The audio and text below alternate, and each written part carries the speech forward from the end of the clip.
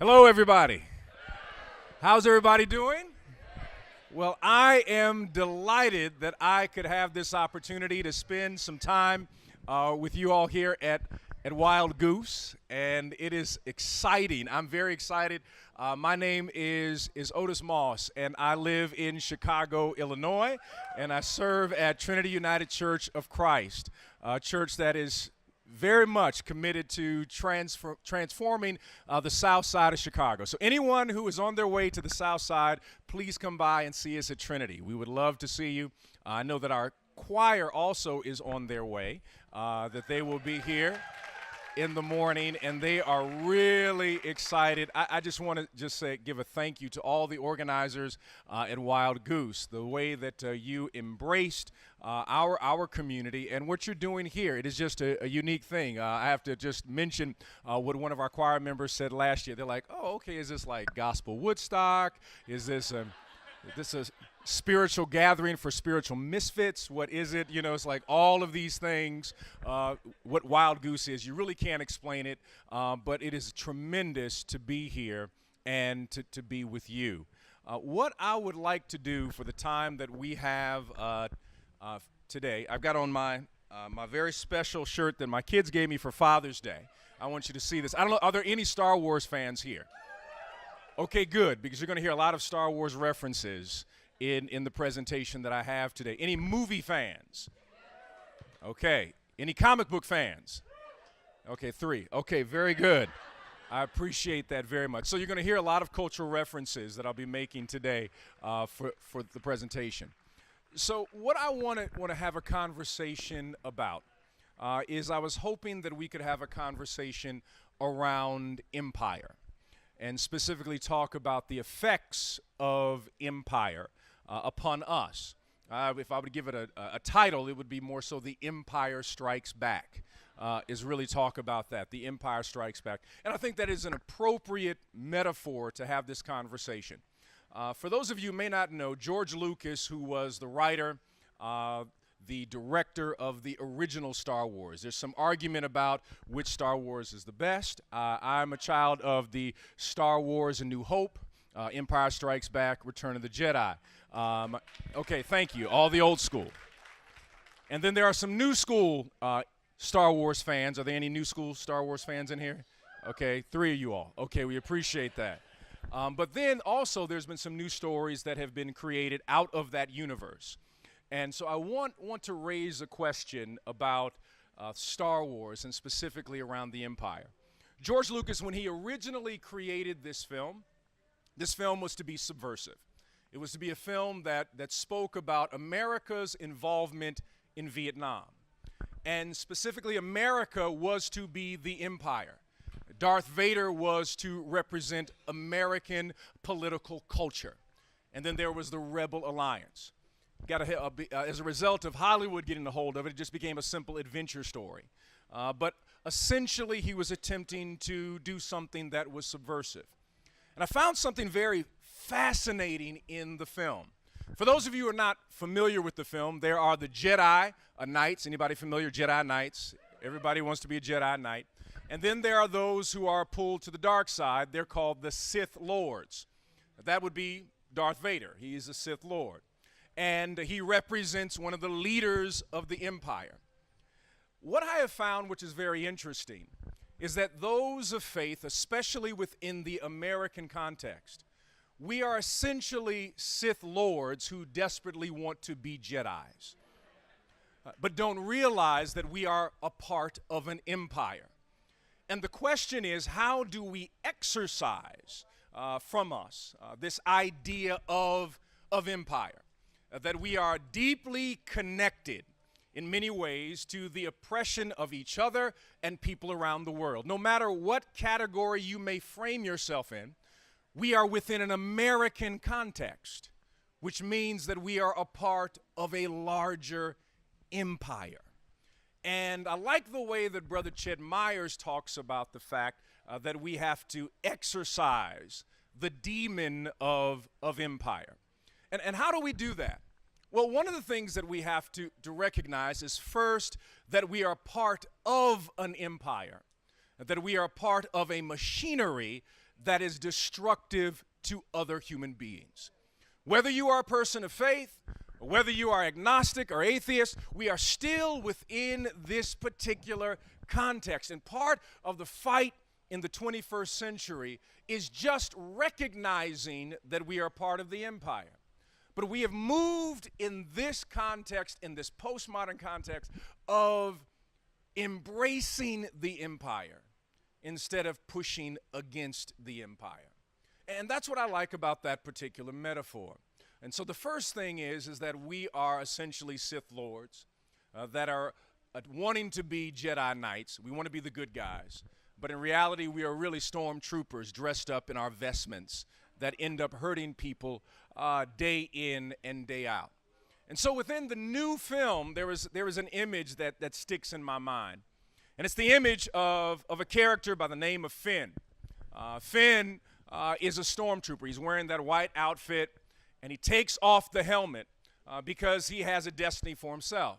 He's a part of the empire, but yet he is trying to do something different. And the only way that he can disconnect from the empire is he has to build an alliance with people that have different traditions than he does. And part of the way in which we must shift in America is to build alliances with people who come from different traditions than us. And the challenge of empire is that empire wants us to believe in a hierarchy, that this is the only way that things can be done. So it has a vertical line, empire here, everybody else down here. Where we must operate if we are to break empire is to look things circular. In other words, we all have a seat at the table and have the ability to bring something to the conversation. This is the way in which empire is broken. All of a sudden that we start bringing and recognizing that there is power that each particular tradition brings to the table. I like the way I come out of the black church tradition. And the black church tradition is very good for borrowing. Some people would actually say stealing, but borrowing from particular traditions all the time, especially within the preaching tradition. I'm so glad that Reverend Zach Mills is here. He has a tremendous book called The Last Blues Preacher about one of the phenomenal voices in the 60s and in the 70s, a gentleman who is in Chicago by the name of Clay Evans. And any person out of the tradition, the homiletical tradition within the black church, you are borrowing, you are taking from a variety of traditions. So anytime you hear someone who is preaching, whether it is Dr. King or whether it's a Teresa Fry Brown, it does not make a difference. They are borrowing from European, they're borrowing from African, they're borrowing from Native American, even if we don't know it. I recently just did a study in reference to what is called the close within the African-American tradition, known as, some people call it hooping or the squaw. Some people just say tuning up. So some of you may not be familiar, but when someone closes and it becomes kind of a sing-song piece.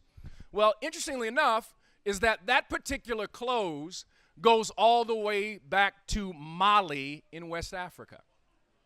That literally when the griot would begin to tell a story, the griot would tell the story in a traditional A-B format, the same format that the blues musician utilizes on the guitar, in order for the story to be remembered by the people.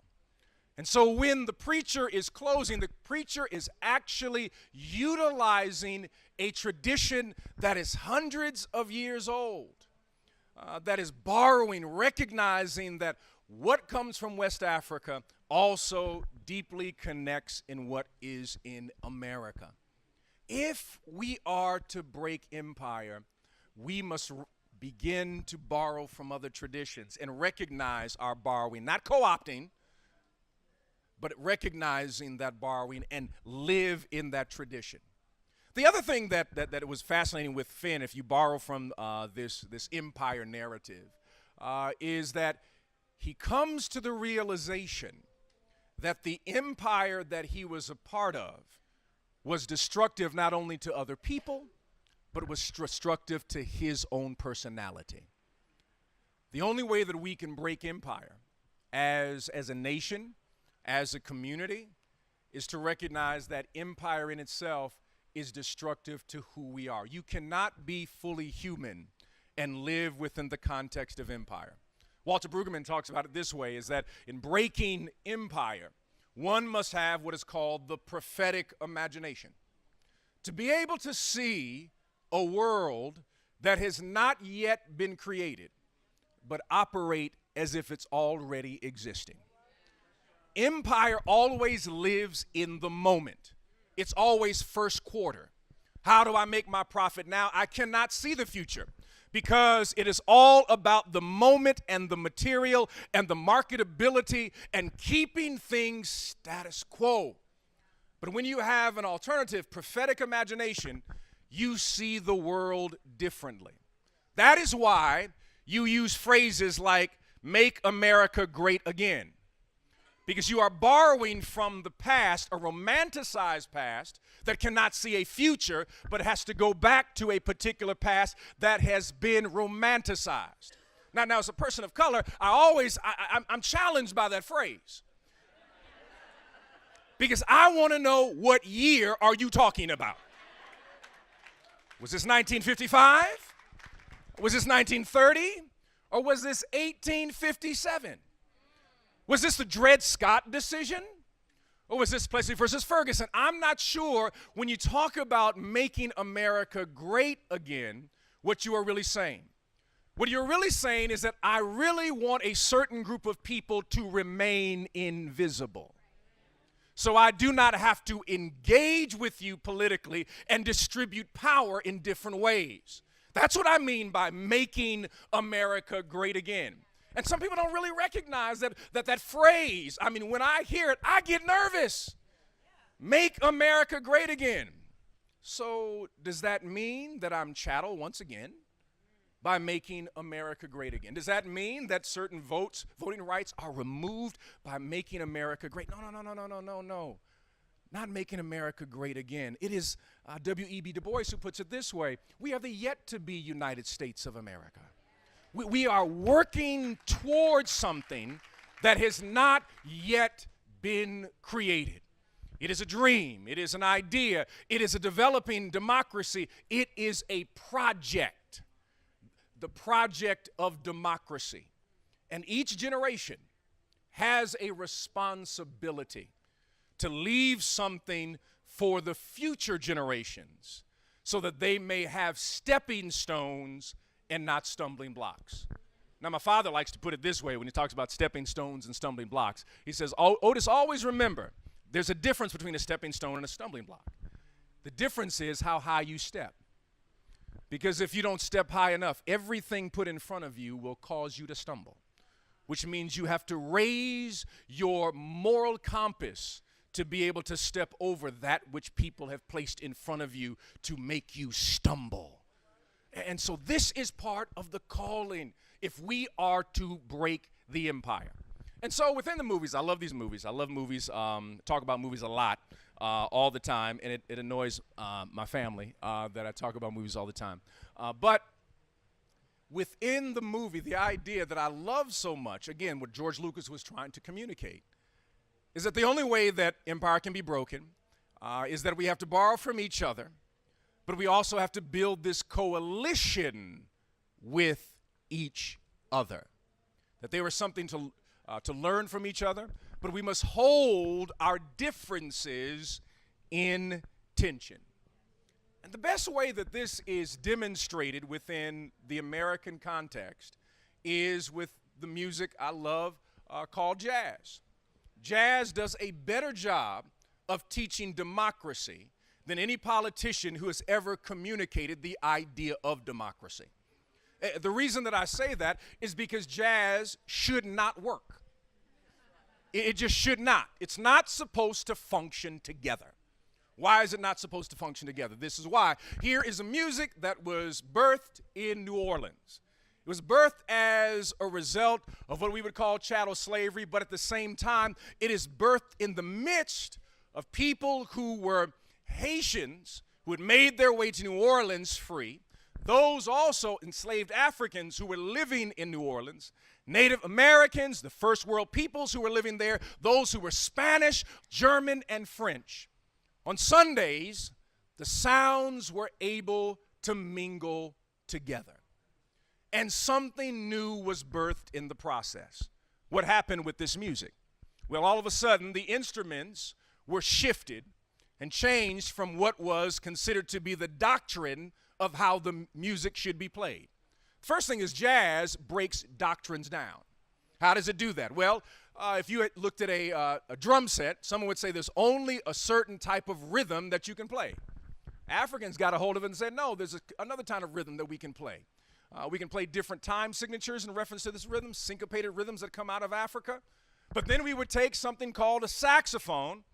The saxophone was to be with the marching band, was never to play with the piano. The piano was that European classical music. The saxophone was that particular instrument that was utilized in the marching band. But they said, oh, no, we're going to play them together. Then the bass was to be played with a bow, but somebody said, I'm going to use my fingers to keep and hold down the rhythm. And all of them begin to play together. But what is so fascinating about jazz, as they're working things out together, that does something that no other tradition does. Jazz says that everybody has the right to solo. No matter your tradition, you have the right to give your own particular musical expression out of your cultural tradition. I'm not going to demand, because you're a saxophone, you should sound like the piano. And the piano does not demand of the bass that the bass should sound like this. No. Each person playing brings something new to the table. And as a result, something unique is created in the process, which we call jazz. Working through, creating democracy, fussing back and forth musically. But the beauty of it is the fact that they're not using words, but they're using sounds. Sound has the ability to do what words cannot do. For example, when anybody hears a child cry, no matter where they are across the world, they recognize that particular sound of the child crying. Music is the same way. It is a language that is universal. It is also a language that speaks in a different way. And part of our challenge in the democracy is that we do not have a true political music that speaks to where we should be as a nation, that forces us to struggle with our past in order to create a new future. This is what jazz does for us. It holds that which should not work together. So jazz music does this. But not only this, is that when we begin to look, I borrow from the preaching tradition, we begin to borrow from other traditions, we begin to see an interplay of what I like to call, borrow from New Orleans again, we begin to see a gumbo homiletic is what I would call it. That means for anybody who knows anybody, any New Orleans folk in here, or you got a cousin in New Orleans, you've been down there, come on now. Now gumbo, for those who may not be familiar, is again something that should not work. It's the leftovers, but you take the leftovers and you put it into a pot, and all of a sudden you have this wonderful culinary delicacy that is now $20 a bowl and in other places or all around the country. But it is basically taking the leftovers. That which should have been scraps, should have been destructive, was actually a statement of that you are not fully human. But out of the creativity of mothers and grandmothers, they said, you know what? I'll take a bit of your rice and your okra, your tomatoes, and I'll make a roux that will be something that will not only be delicious, but will also be nutritious to my children. And so when we begin to borrow from other traditions and recognize the humanity of other people, all of a sudden we begin to create this gumbo. And that's why I said this at the Festival of Homiletics. The brothers were shocked. The sisters said, yeah, say it one more time. When I said it, I said, because of the gumbo ethic, that's why women are better preachers. Let me say it. Why are women better preachers? Because when you live in multiple spaces, you are able to not only speak to patriarchy, but also have a womanist ethic at the same time. you can bring something to the table that other people cannot. In other words, you're utilizing a jazz and gumbo ethic to be able to communicate. So you're able to live in multiple spaces. And that's what America is yet to learn. Because America is always forcing us into a hierarchy of who is first and last. Who is the best? It doesn't make a difference who is the best. It's like a simple argument. People like to argue, well, who's the best basketball player if it doesn't make a difference? Everybody brings something to the table. If I want to see the kinetic brilliance of someone who can pass and who is 6'9", I look at Magic Johnson and LeBron. If I want to see the kinetic brilliance of someone who can go both ways in terms of defense and offense and be able to sky, then I have to look at somebody by the name of Michael Jordan. If I want to see somebody who can score 60 points in a particular game, then I have to look at Kobe. But if I want to see a sky hook from somebody, then I've got to look at Kareem Abdul-Jabbar. But if I want to see somebody who has leadership, who doesn't even need to touch the ball, but at the same time will lead somebody to over 10 championships, then I got to look at Bill Russell. It's not necessarily who is the best, but being able to look at the unique gifts. America is always focused on the hierarchy, but God is always focused on a circle around the table. Because there should be no above and below, but we should be all at the same level, sitting at the table together, recognizing that we all have gifts and we all have simultaneously fallen short. This is the challenge of empire, because empire will not allow you to think in this manner. Empire will force you to think in a way that this is the only way, it cannot be done any other way. And that has been the problem of the church. The church says that there's only one way that it can be done. There's only one way that it can be communicated. There's only one way in the way that it must be done. It must be done within 45 minutes. We start at this time, we must end at this time.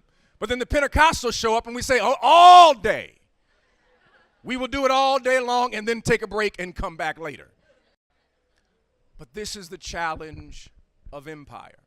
And so the challenge for us, I believe, in the 21st century is how do we, like Finn, begin to take off this outfit of stormtroopers? And how do we truly become Jedis?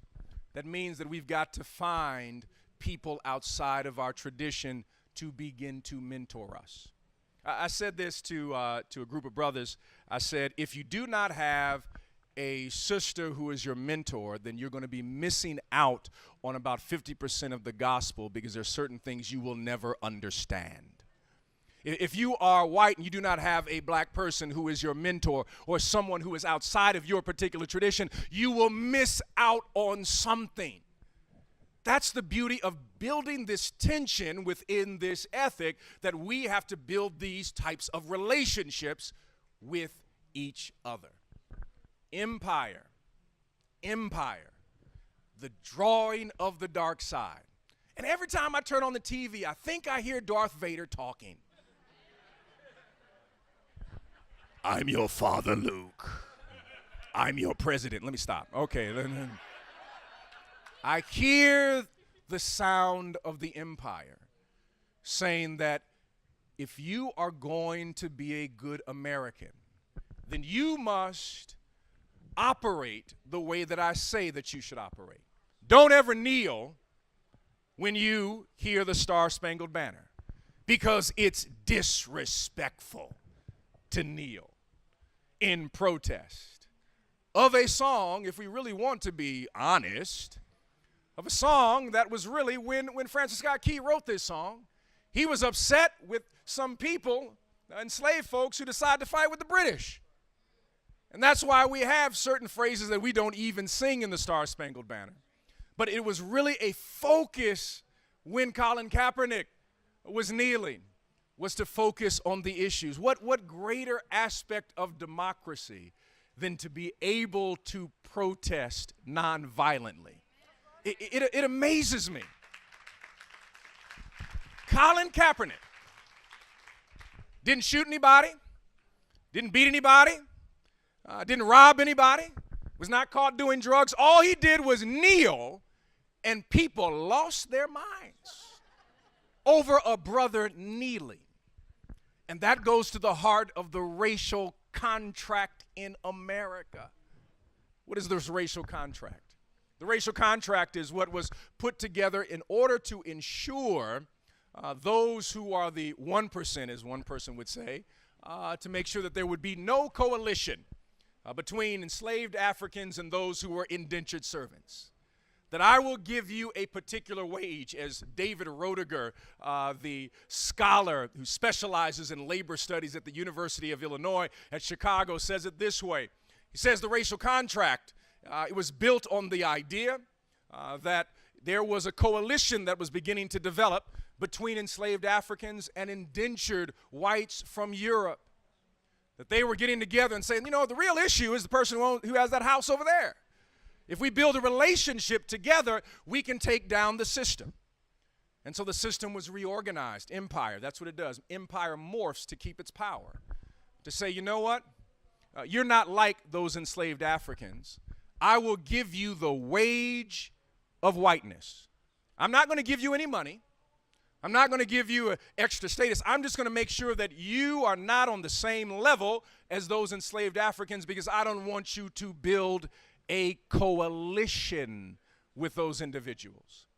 And part of the story, the Trail of Tears, was around that coalition, because in places like Georgia, where the Cherokee had their nation in northern parts of Georgia, it was the first sanctuary nation for people of color.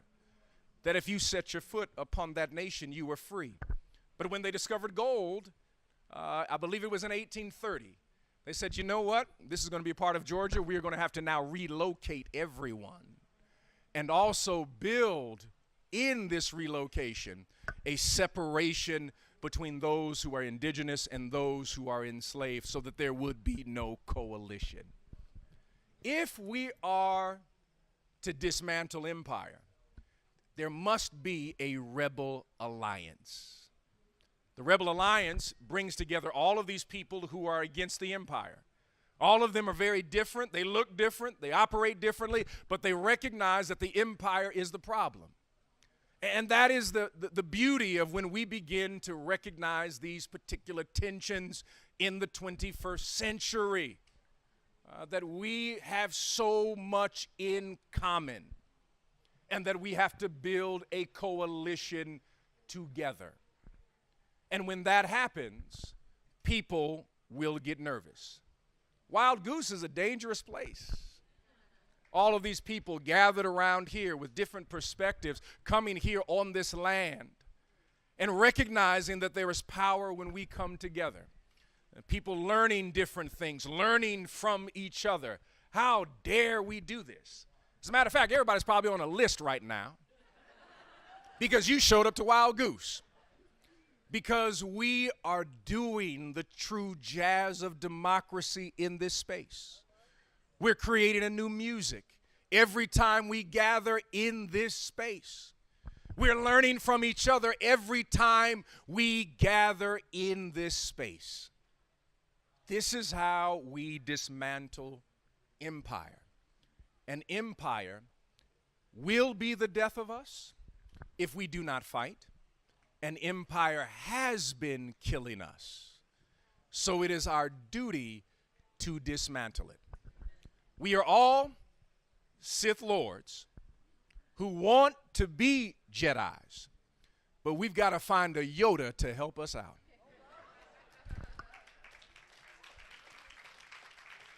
And when you look at the film in its totality, it takes people who are believers, it takes people who are radically different and makes this radical, inclusive idea. It takes someone who is agnostic and atheist like Han Solo here, who doesn't believe in any of this Force stuff, but is still called to something bigger than he is.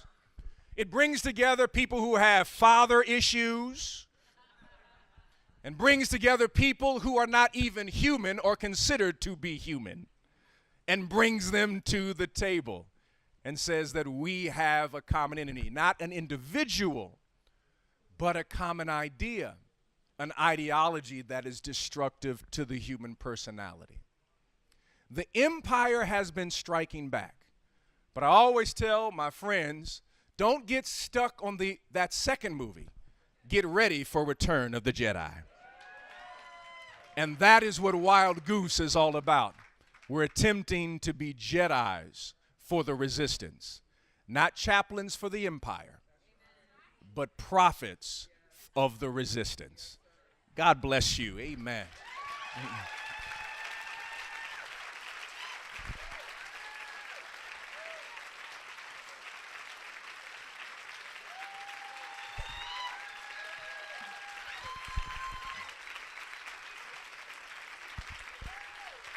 Very kind, very kind.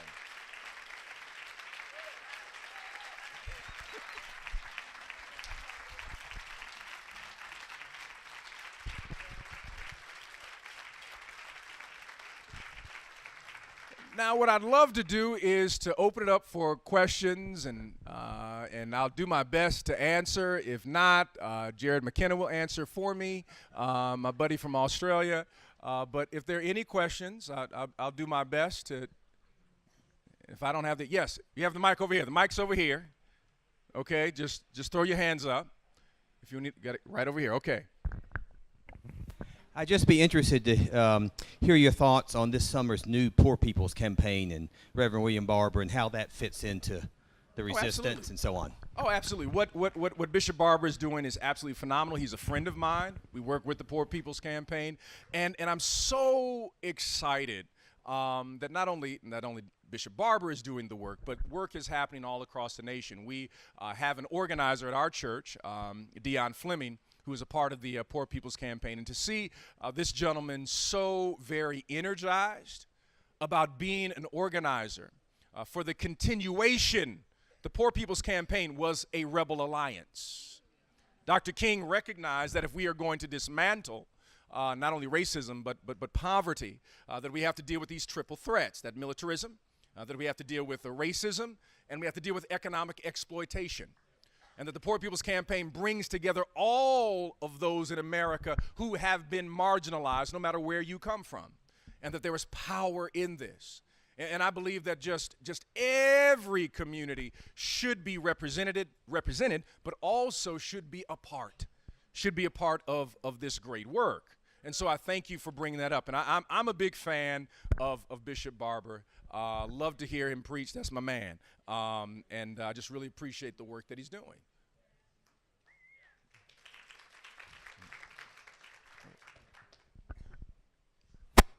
Could you talk a little bit about some specific things? I mean, I have in mind the Lord's Supper, that kind of thing. I mean, in terms of building alliances, what are some concrete things we can do? I'm glad you raised that question. So I mentioned that I serve in Chicago at Trinity United Church of Christ. It's a church on the south side of Chicago. We're in the heart of Chicago. Shout out to Jay Quest, my buddy and friend, and used to serve there at Trinity. And so we recognize that in order to do the work that we need to do in the community, it has to be around coalition building. Not only coalition building, but building alliances with people in the community. So we have done something that we're very proud of and we're very excited about. We focus on 3 areas and have been focusing on 3 areas: mass incarceration, economic justice, and environmental justice. And the way that we have done this is that, well, I'll start with the story. So one of the things that we started with, we decided that we would create a not-for-profit, collapse all of our not-for-profits. That we had one for education, we had one for health, we had one that was community development. We collapsed them all and made one umbrella to focus specifically on issues in our community, a 10-block radius, that we want to transform that 10-block radius. But we cannot do it ourselves, that we have to make a connection with those in the community and other organizations. So we created this organization called Andaleo, transformation in Swahili. And Andaleo's role is specifically to build community partnerships. So I'll give you the long story short, to give you a story of one of the successes that we are very proud of. There is a library down the street from us called the Carter G. Woodson Library. The Carter G. Woodson Library holds the largest collection of African American literature in the Midwest. The Carter G. Woodson Library was falling apart. It had a scaffolding out front for, it depends on who you talk to, 15 years, 17 years, some say 25 years. The reason the scaffolding sat there is because the original contractors did such a poor job. They were worried that the bricks would fall on the heads of individuals who were going into the library. Now, our organization did the research, Andaleo, to find out, well, how many people utilize the library a month? Not just the special collection, just the library. We found out 25,000 people a month. We found out that 8,000 people a month just log on to the computers alone. So we did the research, and so what we did is that we then approached the city of Chicago and the Library Commission and said that libraries are an anchor to the community. You know, if you argue over a library, really something is wrong with you. I just want to say it's a real easy piece. Oh, I got 10 minutes? 10 minutes. Okay, let me wrap it up real quick. All right. So you don't want to argue over a library. And so what we did is that we went to the Library Commission. We said, hey, we want to renovate this. They said, we don't have any money, like they always say. We have no money. I said, oh, fine. That's great. You have no money. We'll just show up to your next Library Commission meeting. And so I made an announcement at church. The Library Commission says they have no money on the south side of Chicago. We did the research and found out that they built 5 new libraries, but not on our side of the town.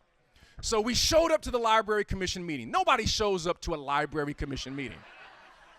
Hundreds of black folks showed up, raising the question about the library.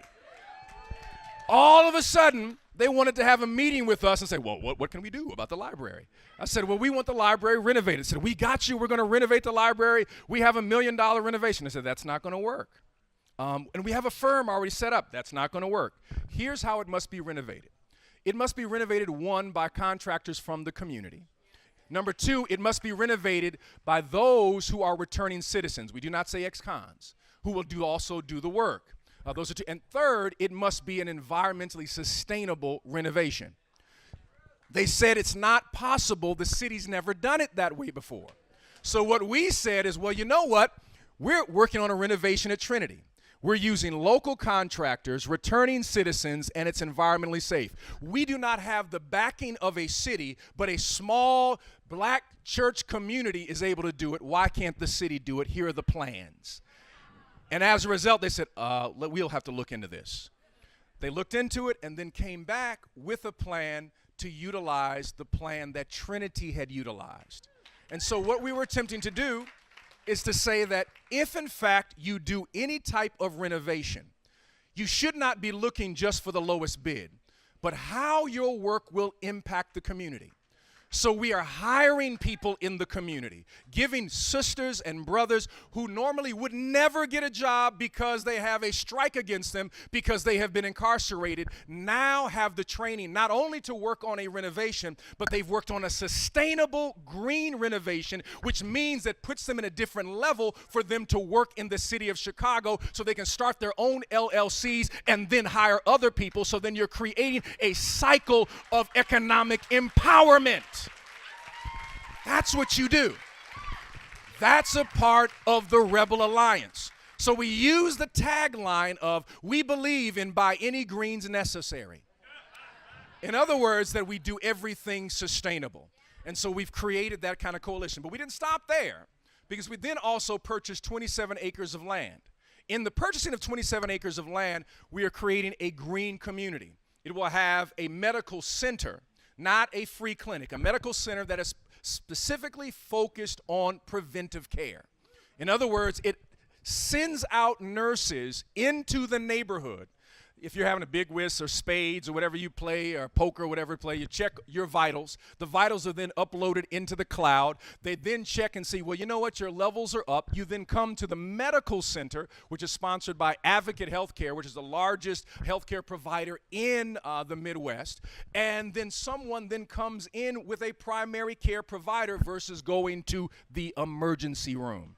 But it doesn't stop there. We built a coalition with the Nature Conservancy. The Nature Conservancy wants to do some urban work, so they said, we want to do a healing garden. So they're doing a beta test. This will hopefully open in November, a beta test where there'll be a healing garden next to the medical facility where they will not prescribe drugs, but they will prescribe you to spend a week in the garden. Hopefully that will be a curative aspect to the challenges that you're facing. So they're trying to build the research to say that don't go to big pharma, just go to what God already made made in the first place. So that's part of the beta test. Then we'll have a 5-acre urban farm in the process. Also housing, entrepreneurship, and a wellness center or an athletic facility. The athletic facility will have it will not have basketball, football, or anything of that nature, or baseball. It will have volleyball, lacrosse, Australian rules football, whatever it may be, any of those things, but what we call non-traditional athletics, which become a path to the NCAA.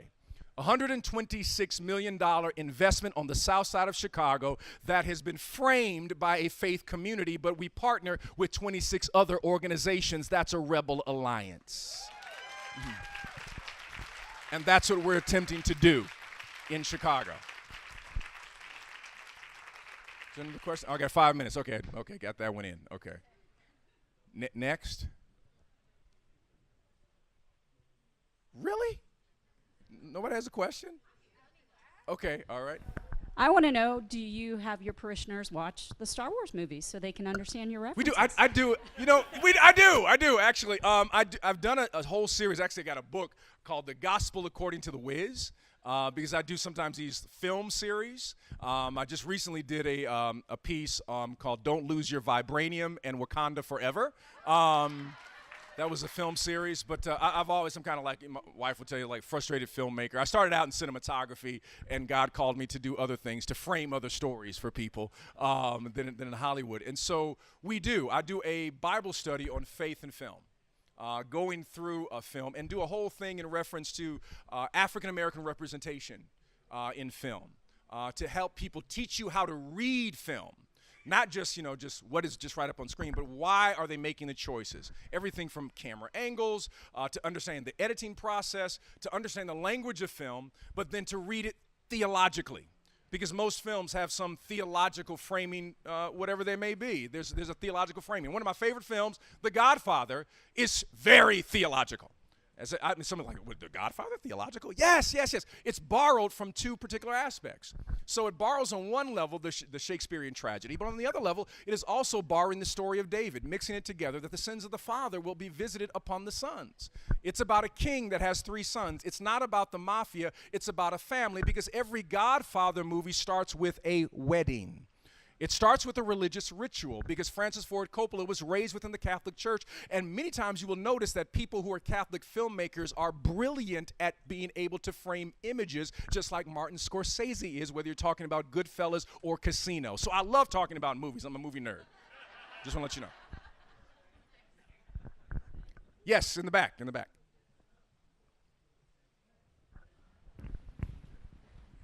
Hey, thank you. I want to know who your mentors are, because I think in this work all of us need mentors, and I want to know who yours are. Absolutely. And were. Okay. I'm glad you said and were. Yeah, who all of that. And are who you're living. looking to, who you would like to have as a mentor if you could. How about that, too? Oh, absolutely. I grew up, my father has been, and my mother have been primary mentors in my life. They were raised, and it came out of the civil rights movement. The marriage ceremony was performed by Martin Luther King Jr. And I always make the joke, I wouldn't be here if it wasn't for Dr. King. But so they became, they're my primary mentors in reference to ministry, because I grew up in a church. I did not know that there were denominations until I got to college, because they surrounded us with people who were from the movement, and that was an ecumenical group of people, a very ecumenical group of people. And so when I got to college and people were like, well, I'm this, organization, I'm like, what are you talking about? I just thought you were part of the church, the black church, whatever. We were supposed to fight and change the world. Gardner Taylor, without a doubt. Samuel DeWitt Proctor. A woman by the name of Carolyn Ann Knight, as a young just in high school, used to love when she would come through, and she was just always so very, very kind to me, and just willing to just kind of share her knowledge. A person by the name of Cynthia Hale has been another. Someone that I just absolutely adore so very much is somebody by the name of Dr. Teresa Fry Brown. I bring her to preach just so that I can hear her. I could care less if anybody else, wants to hear her, but just her brilliance is absolutely amazing to me. A gentleman by the name of J. Alfred Smith, I grew up. He recently had several strokes recently, and a brilliant person. And then I served under a person by the name of James Peters. James Peters in Denver, Colorado. Gave me really my first kind of full-time ministry job in Denver, and it was just a wonderful thing. Witnessing the work of Jeremiah Wright has been a mentor on so many levels. People that I would like to be a mentor. I have to be real honest. Toni Morrison. I'm a Toni Morrison fan. The utter brilliance of Toni Morrison just messes me up. James Baldwin has been a huge mentor to me. There is no one who can write a sentence like James Baldwin. And I've been told that I have 1 minute. But James Baldwin, every time I read James Baldwin, because of his refusal to release the language that he learned within the Pentecostal tradition and the language of prophetic and apocalyptic writing. He even stated that I cannot release myself. He was identified as one to be a minister as a young boy. But his community rejected him because of his orientation. But he found another way to minister, and that was through his words and his writings. He's just absolutely just a brilliant person, and he just boggles my mind every time I read anything by James Baldwin. And if you haven't read anything by James Baldwin, he will turn your brain upside down and all that good stuff. Those are some of the people. There's many more. There are many more. John Coltrane is one. That's a whole other story. But definitely John Coltrane. But thank you. I've been told that's it. But thank you all very much for allowing me to just run my mouth.